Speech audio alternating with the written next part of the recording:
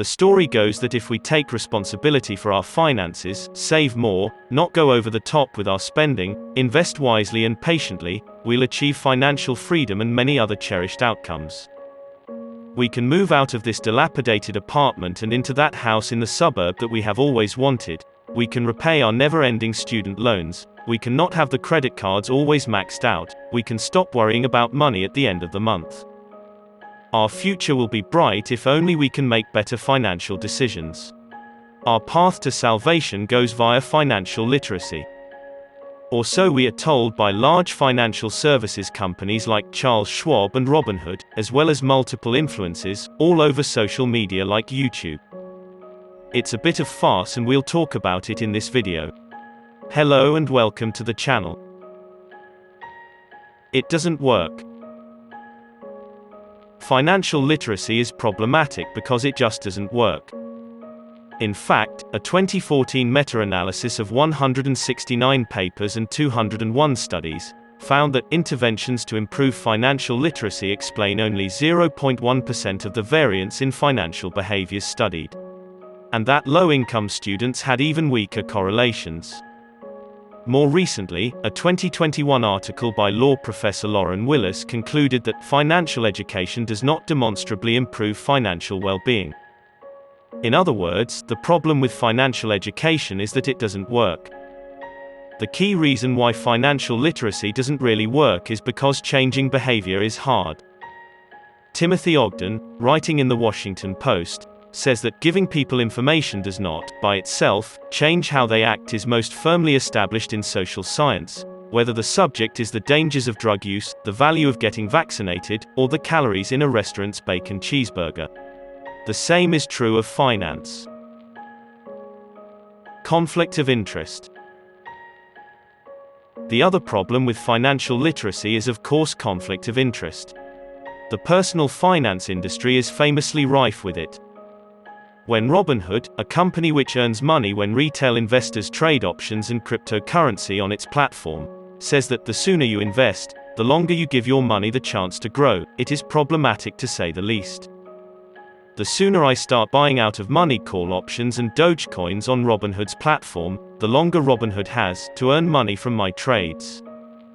The more I trade and the longer I trade, the more valuable it is for the platform. That is not hard to fathom.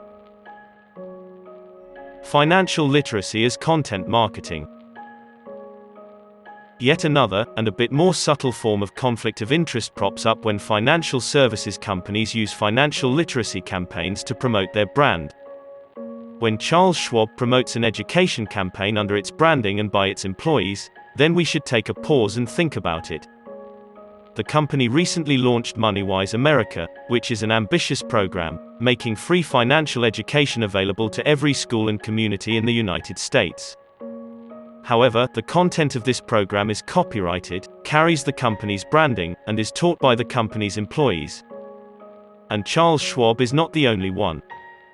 Financial Times, the newspaper, recently started a financial literacy charity where they claim that such education can make a vast difference and can be transformative for individuals and families. Of course, it carries the company's branding and is helmed by its employees. The thing to note here is that such initiatives, first and foremost, promote the company's brand and create awareness about their services. That it comes in the guise of financial literacy is a bit meh. Everything is expensive. A third issue is that many financial problems that we face in our personal lives today are structural.